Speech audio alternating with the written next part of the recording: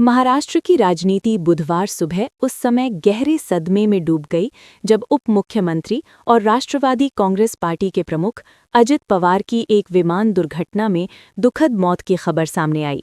ये हादसा बारामती एयरपोर्ट पर उस वक्त हुआ जब उनका विमान आपातकालीन लैंडिंग की कोशिश कर रहा था। सुबह करीब 9 बजे हुई इस दुर्घटना में अजित पवार समेत विमान में सवार सभी 5 लोगों की जान चली गई। इस खबर ने न सिर्फ महाराष्ट्र बल्कि पूरे देश को झंझोर कर रख दिया है और राजनीतिक गलियारों में शोक और सन्नाटा फैल गया है। प्राप्त जानकारी के अनुसार अजित पवार मुंबई से बारामती की यात्रा पर निकले थे।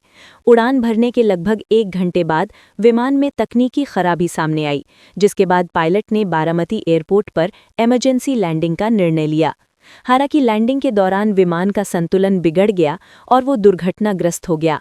हादसा इतना भीषण था कि विमान में सवार किसी भी व्यक्ति को बचाया नहीं जा सका। इस दुर्घटना में 2 पायलट और 2 अन्य यात्री भी मारे गए। हादसे की सूचना मिलते ही स्थानीय प्रशासन, पुलिस और आपदा प्रबंधन की टीमें मौके पर पहुंच गईं और राहत एवं बचाव कार्य शुरू किया गया। अजित पवार बारामती और आसपास के क्षेत्रों में प्रस्तावित स्थानीय निकाय चुनावों से पहले रैलियों को संबोधित करने वाले थे।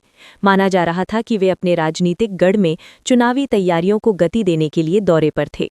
हादसे की खबर फैलते ही बारामती, पुणे, मुंबई और राज्य के अन्य हिस्सों में शोक की लहर दौड़ गई।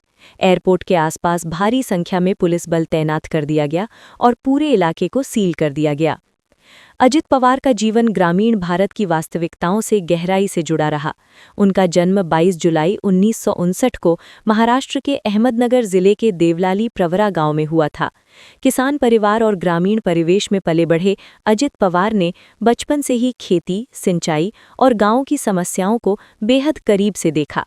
यही अनुभव आगे चलकर उनकी राजनीति की दिशा तय करने वाले साबित हुए। किसानों और ग्रामीण समाज से जुड़े मुद्दे हमेशा उनकी राजनीति के केंद्र में रहे। राजनीति में उनका प्रवेश लगभग स्वाभाविक माना जाता है, क्योंकि उनके चाचा शरद पवार पहले से ही महाराष्ट्र और राष्ट्रीय राजनीति के सबसे प्रभावशाली नेताओं में गिने जाते थे। हालांकि अजित पवार ने केवल पारिवारिक विरासत के सहारे राजनीति नहीं की। उन्होंने जमीनी स्तर पर संगठन में काम किया और सहकारिता आंदोलन से जुड़े रहकर अपनी अलग पहचान बनाई। धीरे धीरे वे राज्य की राजनीति में एक मजबूत प्रशासक और रणनीतिकार के रूप में उभरे। अपने लंबे राजनीतिक करियर के दौरान अजित पवार ने कई अहम मंत्रालयों की जिम्मेदारी संभाली।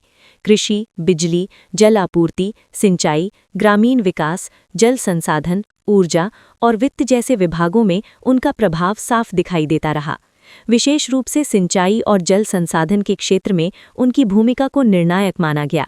समर्थकों का कहना था कि वे फैसले लेने में सख्त लेकिन काम के प्रति प्रतिबद्ध नेता थे, जबकि आलोचक उनकी कार्यशैली और कुछ नीतिगत फैसलों पर सवाल उठाते रहे। वर्ष 2019 अजित पवार के राजनीतिक जीवन का सबसे नाटकीय मोड़ साबित हुआ। विधानसभा चुनावों के बाद उन्होंने अपने चाचा शरद पवार के खिलाफ खुली बगावत करते हुए भारतीय जनता पार्टी के साथ हाथ मिलाया और कुछ समय के लिए उप मुख्यमंत्री बने। हालांकि ये सरकार महज 3 दिन ही टिक सकी और उन्हें इस्तीफा देना पड़ा। इस घटनाक्रम ने महाराष्ट्र की राजनीति में भूचाल ला दिया और एनसीपी के भीतर नेतृत्व, वफादारी और महत्वाकांक्षा को लेकर तीखी बहस शुरू हो गई। इसके बाद दिसंबर 2019 में अजित पवार ने फिर से अपने चाचा के साथ सुलह की और उद्धव ठाकरे के नेतृत्व वाली महाविकास अघाड़ी सरकार में उप मुख्यमंत्री बने। ये वापसी उनके राजनीतिक पुनर्गठन के रूप में देखी गई, लेकिन उनकी राजनीति यहीं स्थिर नहीं रही। जुलाई 2023 में महाविकास अघाड़ी सरकार के पतन के बाद अजित पवार ने एक बार फिर अलग राह चुनी और भाजपा तथा एकनाथ शिंदे के नेतृत्व वाली शिवसेना के साथ सरकार में शामिल हो गए। इस फैसले से एनसीपी 2 हिस्सों में बंट गई और महाराष्ट्र की राजनीति में एक नया अध्याय शुरू हुआ।